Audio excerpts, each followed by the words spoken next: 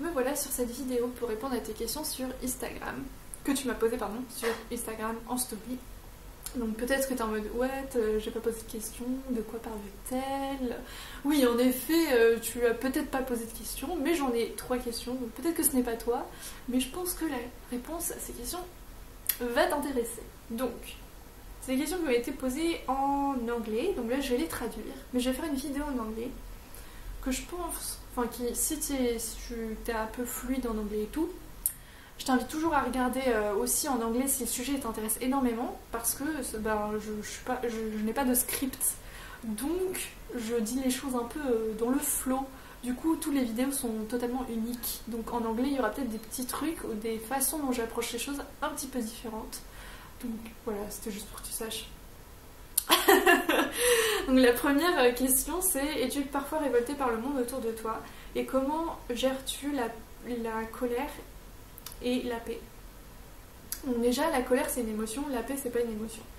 Je vais pas rentrer trop en détail là-dedans parce que sinon on va se faire toute une vidéo super longue parce que je pense pas que tu désires. Mais si c'est quelque chose qui t'intéresse, je ferai une vidéo genre à part. Donc dis-moi.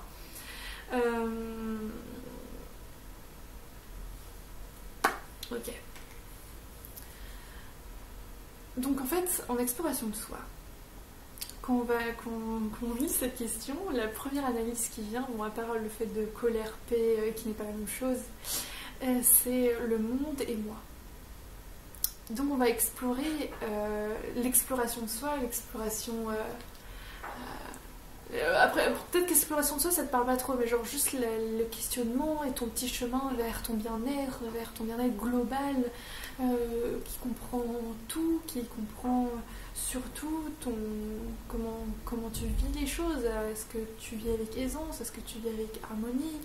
Et sinon, ce chemin de questionnement, ce chemin d'exploration, de découverte, et tout ça, va questionner, donc va, alors qu'on prend souvent comme acquis le monde et moi, il y a le monde et il y a moi, et ben on va tout re-questionner, tous les acquis on va les re-questionner. Donc il m'est difficile de répondre à cette question en étant trop cash parce que j'ai enfin tu vas te dire ah quoi, mais oui il y a un monde, il y a le moi, il y a moi pardon. Donc je vais pas te donner les réponses dites philosophiques. Je t'invite à explorer ces limites entre ce qu'on considère le monde et moi. Et ensuite, notre relation... Parce qu'il faut savoir quelque chose. On a cette curiosité de comprendre l'autre, de comprendre les autres, de comprendre la vie, de comprendre ce qui nous entoure. Qu'on soit philosophe ou pas philosophe, il y a quelque chose en nous quand même, on a une petite curiosité en mode... qu'elle soit purement... très Ricky dans le sens où elle part pas très loin mais il faut bien passer par là pour se poser d'autres questions après, donc que ce soit juste j'arrive pas à communiquer parce qu'il y a cette situation où il s'est passé ça et je comprends pas ça, je comprends pas comment je me ressens, donc ça peut être des trucs vraiment qui peuvent nous arriver. Et après on va un petit peu creuser qu'est-ce que nos questions cachent comme sous-questions. C'est ce que je suis en train d'essayer de t'expliquer là. Qu'est-ce que cette question cache comme sous-question? Où on veut en venir en disant je veux équilibrer, je veux trouver une balance entre mes émotions, ma paix, comment être tout le temps dans la paix,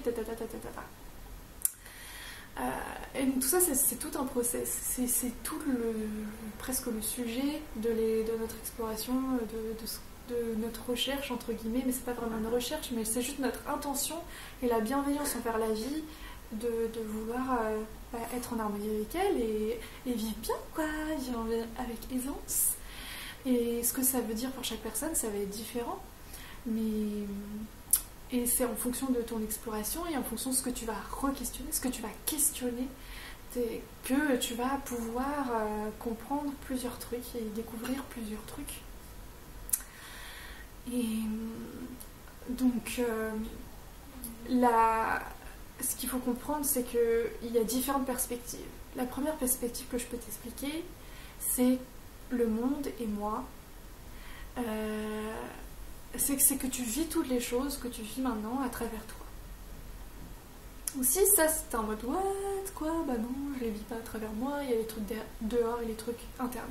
Je comprends carrément. Et en fait, c'est la méditation et plein de trucs comme ça qui vont te permettre de enlever un petit peu cet écart entre le monde et toi. Mais même sans explorer ça tout de suite, on peut quand même comprendre que la relation avec le monde, c'est un peu notre relation avec nous-mêmes, dans le sens où c'est nous qui expérimentons tout ça. Donc là, tu es en train de me poser comme question comment être en paix avec moi-même, comment être bien avec mes émotions, comment réagir à des choses que mes pensées et tout vont réagir. Et c'est tout un chemin, c'est ça que j'ai envie de te dire là. Je te dis que c'est toute ta pratique qui est en train de creuser ça, qui est en train d'explorer ça. Donc vraiment, fais confiance en ta pratique. Donc quand je dis pratique, c'est les outils qu'on a à notre disposition pour explorer ce que tu es en train de me poser comme question et que tu vas toi-même découvrir. Ça va être génial. Enfin, voilà, bien sûr, je te le souhaite. Et la réponse la plus... Si tu cherches vraiment une réponse pratique, là, maintenant, il s'agit de l'attention. Sur quoi tu poses l'attention. Voilà, ça c'est la clé. La clé pour ton rapport avec toutes les choses. Toutes les choses de ta vie qui est en train de t'arriver maintenant, toutes les choses du monde, toutes les épreuves que tu vas passer. Sur quoi est-ce que tu poses ton attention? Et je te laisse explorer ça plus en profondeur parce que j'ai vraiment pas le temps de résumer tout le yoga en 5 minutes. Donc voilà, j'espère que tu n'en veux pas pour ça. Je pense pas quand même. Je vais passer à la deuxième question. S'il y a des choses que je suis en train de dire et que tu serais en mode oh, ce serait trop bien que tu fasses une vidéo plus en profondeur là sur ce sujet et tout, mais n'hésite pas à me le partager, je vais le considérer. Comme tu peux le constater, je ne vais pas répondre forcément tout de suite ou créer la chose tout de suite, mais elle viendra. Et comme c'est des outils et des questions qui sont souvent universelles et intemporelles dans cet espace physique, dans l'humain, enfin voilà, sur cette planète. Oh mon dieu. Non mais parce que je pense déjà à comment on peut interpréter tout ce que je dis en mode mais qu'est-ce qu'elle raconte. Bon voilà, quand on commence à s'intéresser à tout ça, on acquiert un vocabulaire qui peut paraître un peu bizarre pas bizarre mais étranger pour, pour les autres. Donc il y a toujours ce mode, est-ce qu'ils vont comprendre ce que je veux dire? Ok, est-ce que tu vas comprendre ce que je veux dire? Alors, je me pose une question sur l'incarnation. Donc voilà, il venait juste de découvrir le concept de l'incarnation. Et voilà, il voulait savoir, la question n'est pas très précise, c'est juste sur l'incarnation. Donc oui, l'incarnation c'est un sujet qu'on va explorer aussi, qu'on peut explorer ou qu'on peut ne pas explorer, donc selon aussi nos croyances actuelles maintenant, et selon ce qui nous intéresse ou pas. Peut-être que c'est un truc qu'on se dit, ouais, enfin ça me parle pas du tout, j'ai pas trop de résonance avec ça. Donc dans ce cas-là, on va pas forcément porter l'attention là-dessus, on va pas forcément... voilà. Et c'est totalement ok. Par contre, vu que la question c'est en mode je m'y intéresse, donc je réponds du point de vue de la personne qui s'y intéresse, ok. Tout ce que je peux te dire, c'est que tous ces petits trucs-là, incarnation, tout ça, tu auras ta réponse en méditant. Donc, tout ce que j'ai besoin de connaître sur toi et sur la vie, dis-toi que c'est quand tu médites et quand tu vas à l'intérieur, quand tu pratiques des choses qui t'amènent ton attention à l'intérieur, dans cet espace entre les pensées et ce qui est. Tu touches à ce que j'appellerais, ce que j'ai appelé, je me souviens, il y a quelques années, l'encyclopédie de l'univers. Je l'appelais comme ça. Vous savez, à chaque fois que je méditais, c'est comme si j'allais consulter l'encyclopédie de l'univers.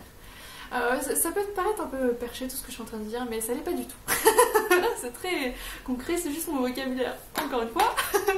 Mais en gros, ce que je veux dire, c'est que...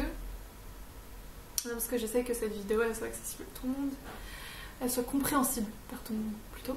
Donc ce que je veux dire, c'est que ça paraît pas bête que ce qu'on a envie de comprendre sur soi, pour le comprendre, il faut s'intéresser à l'observation de qui on est, à l'exploration de qui on est. Enfin, finalement, est-ce que c'est si illogique que ça? Se dire, j'ai envie de comprendre le monde, j'ai envie de comprendre pourquoi je suis ici. Est-ce que la première chose qu'on devrait pas faire, c'est genre se questionner sur qui est en train de poser cette question et sur la chose qui est la plus proche de nous. Et donc, donc bien sûr, l'incarnation, je peux t'expliquer plein de trucs dessus, et tout ça, mais voilà, le device, le conseil pratique que je peux te dire maintenant, c'est bonne découverte à toi sur ces nouveaux concepts, et tu vas voir, tu pourras les utiliser de manière super cool pour aller un peu plus en profondeur dans tes questionnements, et c'est trop cool. Et si tu as une question plus précise, n'hésite pas à me la poser sur l'incarnation et je te la répondrai. Je t'y répondrai. Sinon, voilà, je t'invite à juste continuer ton exploration et t'inquiète, ce que tu as envie de savoir viendra, enfin, tu le sauras, il n'y a pas de souci. Donc, ok, après, ça c'était la deuxième question. Donc on arrive à la troisième question qui est la fin, qui est la dernière question. Donc, alors, quelques pensées qui peuvent être intéressantes. Est-ce que tu parles et expliques les concepts en sanskrit des textes comme les Védas? Quelles sont tes pensées sur Krishna et est-ce qu'il a une place dans la société moderne? Est-ce qu'il répond aux besoins de la société moderne? Alors là, si tu connais pas du tout tous ces mots que je viens de dire, t'inquiète pas, je vais t'expliquer vite fait. Donc, ce qu'il entend par sanskrit déjà, c'est le dialecte indien, c'est un des dialectes indiens, qui est en dialecte utilisé dans les textes reliés au yoga. Donc pour répondre à cette question, je n'ai pas étudié la langue du sanskrit, je ne parle pas le sanskrit, je n'écris pas le sanskrit, je l'ai étudié rapidement via les mantras. Donc j'ai appris les mantras et donc leur signification, c'est tout. Tac tac, c'était quoi après? Attends, laisse-moi voir. Ah oui, les Védas. Ensuite il a parlé des Védas, donc il y a beaucoup de textes qui datent, qui parlent du yoga. Et quand tu es dans la culture indienne, certaines personnes qui sont dans cette culture, parce qu'il ne faut pas croire que tous les Indiens sont intéressés par le yoga, hein. Ce serait une grosse généralisation.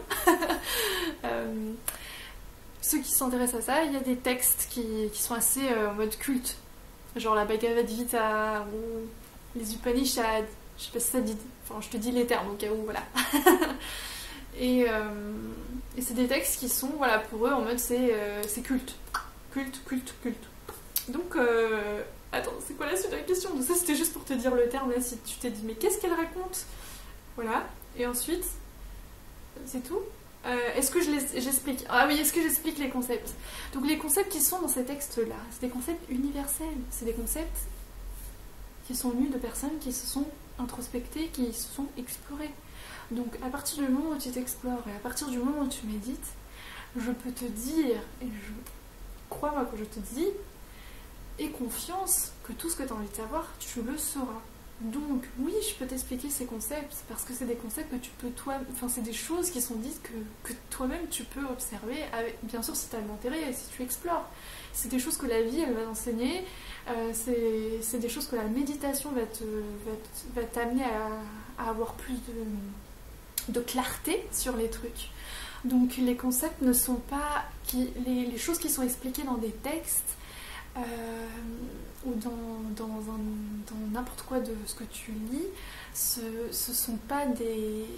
Ce sont pas la vie, enfin je veux dire, c'est... Tu vois pas ce que je veux dire là?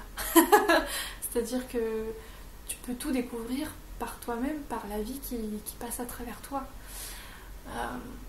Est-ce que je suis claire? Je sais pas si tu vois ce que j'ai envie de dire, ce que j'essaie de dire.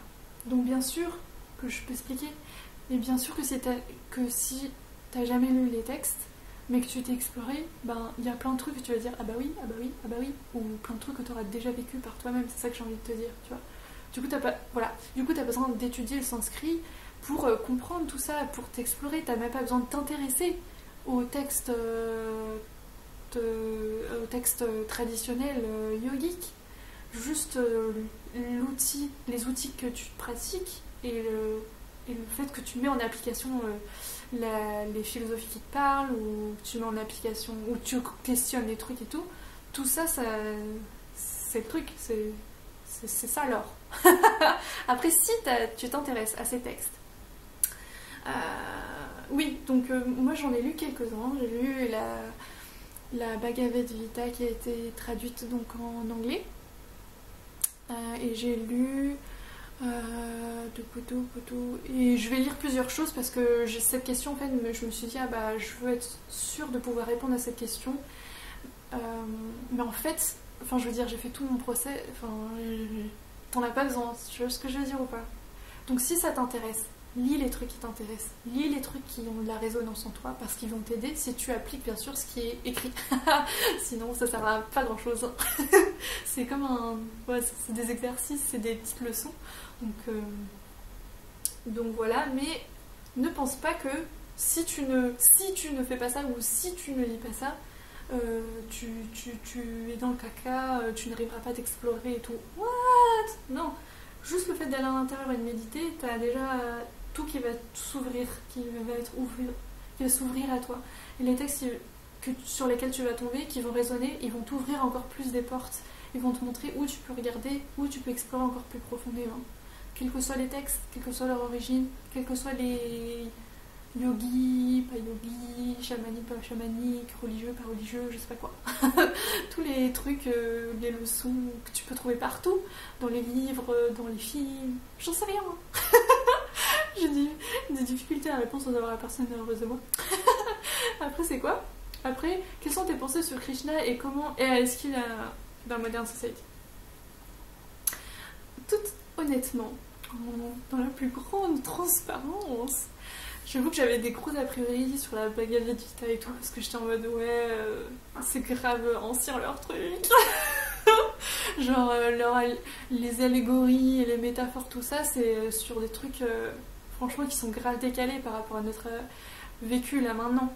Genre ça utilise la guerre comme image, ça utilise les femmes, les hommes, les concepts qui sont tendus de mariage, trucs comme ça qu'on n'a plus du tout, enfin qu'on réexplore maintenant et qu'on explore encore bien sûr, mais qui bougent quoi. Du coup forcément, si tu me poses la question est-ce que ça va dans le Modern Society, c'est pas le meilleur outil pédagogique pour si tu commences genre c'est parce que si ça t'est une barrière en mode les allégories et tout, ça va être galère. Mais par contre le contenu, ce qui est dit, qui va au-delà de l'image et l'illustration qui sont utilisées, ça no question, pas de question là-dessus. Ça, oui, en effet, c'est universel. Et oui, en effet, tu vas retrouver ces enseignements sous forme d'articles qu'on pourrait écrire maintenant sans même connaître ces textes. Hein. C'est vraiment ce que je te dis. C'est des choses que, par intuition, on va découvrir. Il y a plein de gens qui n'ont jamais lu ces textes, qui ont découvert... Enfin, il n'y a pas besoin de passer par là, c'est ça que je veux te dire. Non, parce que, hein, voilà. Des fois, ils disent, il faut, oui, bon. On peut faire ça. Et donc oui, donc honnêtement, moi c'était pas un truc qui m'a trop parlé. Et là encore, je le lis parce que j'ai eu cette question, parce que je me suis dit que bon, en tant que professeur, voilà, peut-être que vaut mieux que je sache au moins dire pourquoi je n'accorde pas trop d'importance dessus, ou pourquoi pour moi c'est pas une règle. Donc c'est pour ça que je les lis, aussi par curiosité, là j'ai le temps et tout, je le fais. Là je regarde par là parce que j'ai mon I am that, parce qu'en fait il faut savoir que si tu le blogues depuis un certain temps, tu sais que j'ai lu I am that et que je trouve que c'est le livre qui m'a waouh qui m'a ouvert plein de portes.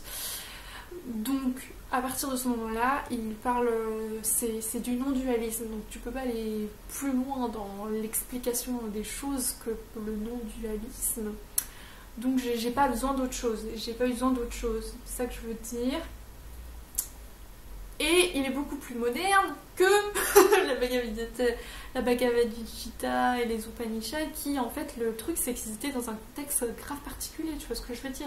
Donc si t'as assez de recul pour ne pas t'attacher au concept et savoir que le contexte il est différent, mais que ce qui est dit au fond peut t'aider, si t'as cet esprit là, bah là peut-être que ça pourrait t'aider. Mais sinon, Bon, voilà, il y a plein d'autres moyens.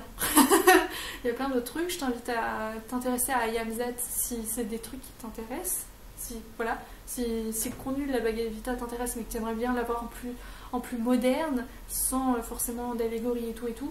À Yamzat de Nisargadatta, top. Par contre, bien sûr, je suis biaisée parce que moi, ça a marché pour moi, c'est pour ça que je te le dis. Donc voilà. Ensuite, par contre, tu m'as posé une question vraiment sur Krishna en particulier. Krishna qui est en fait la personne qui donne toute la sagesse dans le livre, entre guillemets. Enfin, bon, ça se donne pas tout seul, la sagesse, c'est parce qu'il y a aussi les questions. S'il n'y avait pas les questions, bon, Krishna, je pensais qu'il dirait son truc comme ça. Mais c'est lui qui transmet l'essence du yoga, en gros. Ce qui peut très fortement résonner en toi ou pas. Et donc, est-ce qu'il fit dans la modern society? Donc là encore, ce qu'il dit, ça va résonner en toi si tu arrives à vraiment le prendre comme un exercice méditatif et pas comme des vérités ou des trucs que tu dois lire parce qu'il faut les lire, tu vois ce que je veux dire? Si tu le prends par curiosité, par ouverture, dans un esprit méditatif, tu verras que ce qui est dit à l'intérieur correspond bien sûr à tout temps, à toute époque. Par contre, la façon pédagogique, comme je le disais tout à l'heure, peut être questionnée, surtout que maintenant il y a tellement d'enseignants qui font l'effort de moderniser tout ça, de vulgariser en fait tout ça et de dire voilà, il y a besoin de comprendre le sanskrit, il y a besoin de passer par tous ces chemins, tous ces trucs d'études de texte et tout pour comprendre qui tu es. Pour t'explorer. Il n'y a que besoin de toi et de rentrer à l'intérieur. Yeah. Non, je dis ça parce que voilà. Parce que il y aura des gens qui sont pas d'accord avec moi. Sans ça. Surtout les professeurs et les anciens en fait. Désolée. Parce que oui, toutes ces choses-là, elles ont énormément de valeur et elles peuvent t'aider. Mais voilà. Avec ouverture, avec curiosité, avec fun. Et sache qu'il n'y a que besoin de ton corps, qu'il n'y a que besoin des outils que tu pratiques avec toi-même, qu'il n'y a que besoin de toi, du fait que tu es conscient là maintenant, pour explorer tout ce que tu as besoin d'explorer. C'est tout ce que j'ai envie de dire, et c'est tout ce qui est important à comprendre. Et tout ce qui tombera à côté, en plus, les textes, ou tout ce que. Les trucs où tu as plus d'affinité, tu ressens que tu as de l'affinité vers ces trucs-là, qui peuvent être la Bhagavad Gita, qui peuvent être ces textes anciens, ou qui peuvent être d'autres trucs, vas-y, go, go, go, go. Ça peut être des aides, mais n'oublie pas que tout provient de là. Que ces aides-là, elles aident juste, mais. Ce sont des aides, c'est juste des petites aides, mais que tout ce que tu veux comprendre, tout ce que tu veux intégrer, tout ce que tu veux cultiver, t'as que besoin de ça, t'as que besoin de ce corps, et que besoin d'entrer à l'intérieur. De techniques éventuelles de méditation, de yoga postural, certes, voilà, tu vas apprendre ces petites techniques, tu vas les cultiver, tranquille, et tout ce que tu as besoin de savoir, voilà. C'est mon message. Je sais pas si c'est un très bon message. Voilà, mais... en fait, c'est ma façon de percevoir les choses. Voilà, je te le partage. Et c'est comme ça que j'ai fait mon truc. Donc, ça marche. Et c'est comme ça que je continue. Et dès que je ressens qu'un truc peut m'aider ou que je suis curieuse et que... Voilà, pourquoi pas, je me sens ouverte à la chose. Je fonce parce que... s'ouvrir, avoir toujours cette optique d'ouverture, c'est génial parce que tu peux être surpris, comme moi j'étais surprise parce que j'avais grave des a priori, parce qu'on me l'avait enseigné d'une certaine façon, parce que j'ai déjà vu un peu la Bhagavad Gita et tout ça quand j'ai fait ma première formation, mais la façon dont ça m'était présenté, j'ai pas trop aimé, j'avoue. J'étais en mode c'est quoi ces trucs de meuf, relation homme-femme, mariage, tout ça, ça date quoi. Du coup, moi j'avais grave des a priori et c'est vraiment waouh d'enlever ces a priori et de pouvoir lire la chose avec curiosité et ouverture pour prendre ce qu'il y a à prendre et laisser ce qu'il y a à laisser. Et voilà, et avoir cette optique là sur toutes les choses, toujours rester ouvert, prendre ce qu'il y a à prendre, laisser ce qu'il y a à laisser. Il n'y a aucune raison d'avoir peur de s'ouvrir à des choses où on a des petits a priori ou des trucs comme ça, parce que t'as peur de quoi, wesh. Genre, tu sais, c'est toujours toi qui as la liberté de choix, et toi qui vas faire ton tri de ce que tu gardes et ce que tu gardes pas, tranquille, hein. Donc il n'y a aucune raison d'avoir peur, et c'est tellement ouf que de passer cette étape de j'avais des a priori à j'ai quand même testé, avec ouverture, avec curiosité, genre pas en mode j'ai testé mais genre je le ressentais pas du tout, non bah là non, le fais pas. N'y va pas quoi. Si tu ressens en mode que ça se passe bien, que t'as une énergie vraiment de contraction, ou je sais pas quoi, comment dire, une énergie très pesante par rapport à certains trucs, on n'y va pas, vas-y, quand t'es ouvert, quand tu sens que tiens, allez j'ai testé, comme un challenge envers toi-même et envers tes stéréotypes, comme moi je pouvais en avoir et tout, et quelle merveille que de voir que waouh, en fait c'est ouf, en fait il y avait des trucs dedans qui me ouf, et donc génial de passer ces barrières de croyances et de peur et tout ça. Je vais te laisser sur ce petit message parce que on a fini les questions. J'espère que c'était intéressant, j'espère que ça t'a plu. N'hésite pas à me partager si ça t'a plu. Déjà, moi je serai ça. Bon, sinon, je continue mon petit chemin. Donc t'inquiète pas. Mais ça fait toujours plaisir. Quoi d'autre, voilà. Et si un jour t'as d'autres questions, ou si t'as des questions maintenant mais que j'invite pas à les poser tout de suite, tu peux juste m'envoyer un message sur Instagram ou Messenger et je vais juste le lire, et après par contre je vais pas forcément répondre tout de suite, mais je le garde en mémoire, et comme là maintenant je te fais cette vidéo si je pense que je peux te partager des choses, et si tu veux avoir mon point de vue et que tu es prêt à l'écouter. Bah oui, si tu le veux, t'es prêt à l'écouter, j'imagine. Peut-être pas forcément. Voilà, je te fais des gros bisous.